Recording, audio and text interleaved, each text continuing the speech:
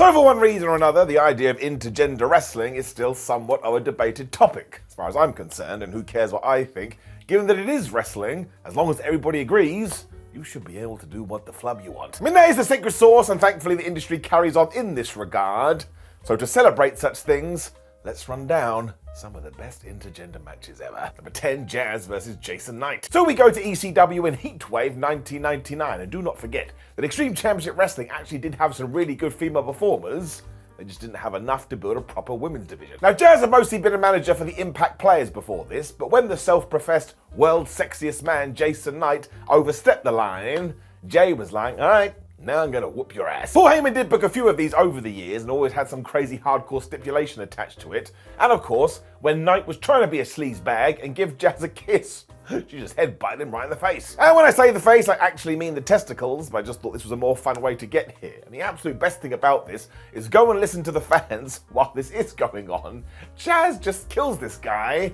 They love it. She also gets very inventive with chairs when it comes to the groinal region, and I tell you, when she did get the victory, she was a made woman, and you could absolutely do something like this today, just with less of the dick stuff. Number 9, El Generico versus Sara Del Rey. Happening in the wonderfully named Hot Off the Griddle in 2012, this was almost like a glimpse into the future. Because El Generico would soon retire to teach orphans in Mexico and then maybe become Sami Zayn, whereas if you don't know the deal with Sara Del Rey, she became like a super trainer. She was damn good at it. The match itself is just wonderful too, because Del Rey takes every single piece of offense that El Generico has, and then it's like, oh yeah? Well now I'm gonna come back at you, and she goes crazy. She also used the rope-a-dope strategy here, because as soon as she realizes that the masked man has no HP left, she smashes him with the pile driver. She got the 3. It also showed you that Sara was an excellent fighting from underneath babyface, and it would tie into her next war. Of all the people, she was going to feud with Eddie Kingston. That is also a delight which you should find the time to watch, but I think this El Generico encounter just gets the nod. Actually, both are pretty damn good. Number 8, Luna Vachon versus Stevie Richards. Once again happening at ECW Heatwave, although this time in 1995, this was essentially the template for what we would do with Jazz years later. This was just ingenious work though, because everybody was looking at Richards going, dude, you're a madman for accepting this, you're probably gonna die. That's essentially what happened. Paul Heyman also locked them in a steel cage, so I told you he would do that. And this got so violent, even the ECW faithful were a bit like, maybe that's a little bit too much. Stevie was the best here as well, because he totally understood his role. And my word, the finish. Again, you probably need to see this for yourself. But Luna essentially tries to rip his penis off. So don't get mad at me, I'm only the messenger, and it also tied into something bigger, because Tommy Dreamer and Raven were also feuding, which is when the grunge icon turned up. He laid Vachon out with the DDT. It got such a crazy reaction, and everybody left this feeling like a bigger star, plus it had the wonderful extra that this was the kind of stuff that the other companies wouldn't do. So surprise, surprise, the ECW audience loved the company all the more for it. Number 7, Ricochet versus Tessa Blanchard. Happening at Beyond Wrestling's Midas Touch in 2017, there is a caveat to this. Ricochet and Tessa Blanchard at the time were dating. Rick was the talk of the town at the time too, because he was just doing moves that nobody should be able to do, whereas Blanchard was an up-and-coming 22-year-old.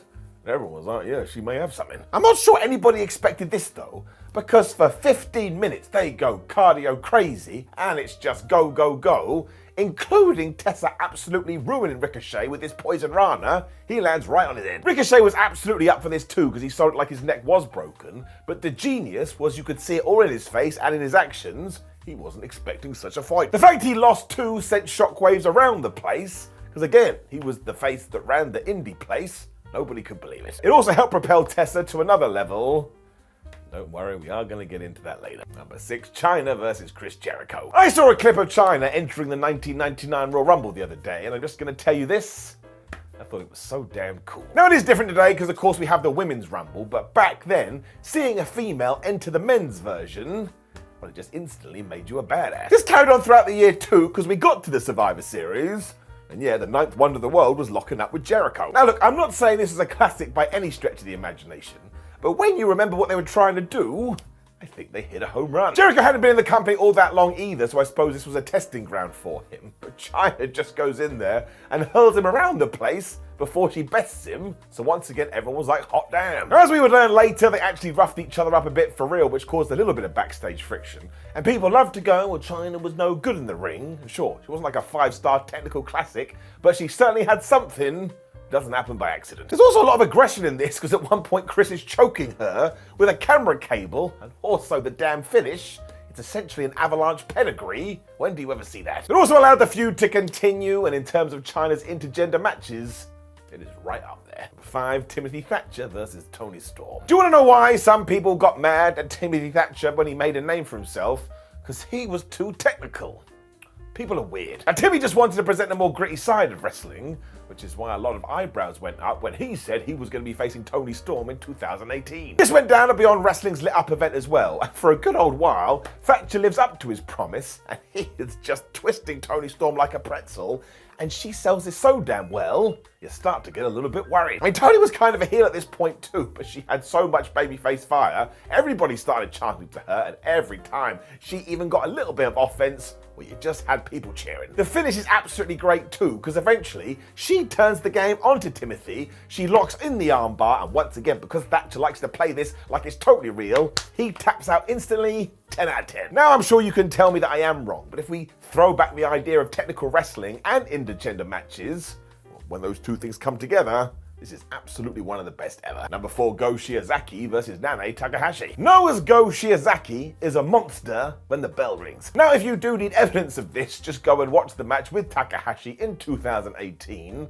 and your eyes may fall out of your head. I mean, the punches alone are so damn brutal, and when Takahashi comes back with elbows, you'll sit there and go, I'm sorry, they must have gone to the back and said, shall we just try and kill each other? And the answer was yes. And by the end too, both individuals are so battered and bruised, they look like they've been in a legit fight. I mean, it got so out of control, Takahashi's teeth got broken at one point. If you're now saying, Simon, that sounds like it got out of control. Yeah, I ain't argue with you, it did. In terms of work rate and storytelling though, somehow it does reel you in. And given that Takahashi was also trying to promote their seed lining promotion, well, it did a good job in getting more eyes on it. I mean, so many conversations started after the fact, so it wasn't just Stardom.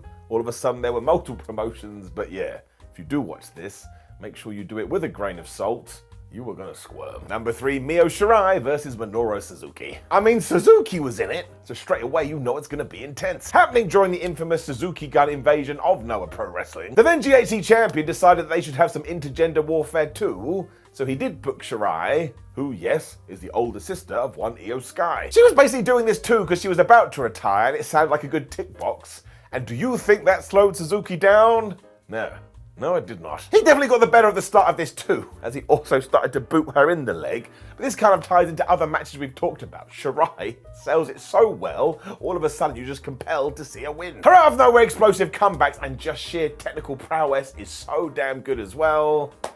And out of nowhere she loses. Damn. It was really well done though, and Suzuki only was able to get the W when he busted out the Gotch pile driver, almost out of desperation. And because the fans knew that Shirai was about to give it all in because she was so injured, they audibly gasped, you done your job. So in terms of seeing an underdog actually get the victory, this does fall flat, but everything else, well, once again, it's pretty damn good. Number 2, Sammy Callahan versus Tessa Blanchard. So a lot happened after this, which we are going to get into, but in terms of mainstream American wrestling, Impact started to push the boat out. Because Sammy Callahan had already defeated Tessa Blanchard at Slammiversary Unbreakable before he took on Brian Cage, and he became the damn world champion. This turned into Hard to Kill 2020 when the championship was on the line, and we did Sammy versus Tessa again.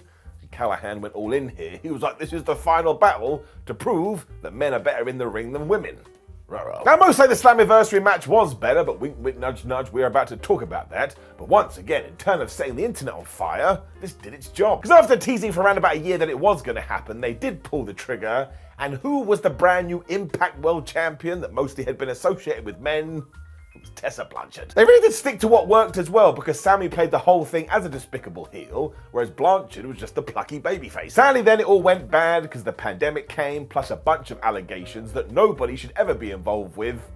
Before you knew it, Tessa was stripped of the belt and she was out. Still, the sight of this happening on a company that was deemed number 2 in the USA at the time, well, you'd be hard pushed to find something more riveting. Number 1, Tessa Blanchard versus Sammy Callahan. And this was the one at Slammiversary. See? I told you. Impact really went in with this as well because it went after Brian Cage's Impact World title match. And much like the one we've talked about, when the bell did ring, Callahan just tried to tear Tessa apart. She really did fire back though with all the dives and so many, oh my gosh, where did that come from moves. And the fact that she did lose, well, once again, you can go and watch this, look at the fans, they're actually devastated. I do have to say that if they hadn't done the match we've already put at number 2, this one wouldn't have worked as well. But thankfully they did do it. Don't need to get into this. It's like saying that Batman game wouldn't be good if Batman wasn't in it.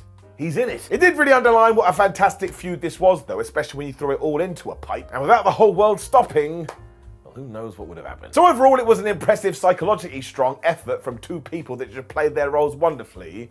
Once again, even though I think people have apologized now, what did happen after this was completely abhorrent. Nobody should ever do it again. It is a nice reminder though that when you do have effective characters, you can pretty much pull anything off.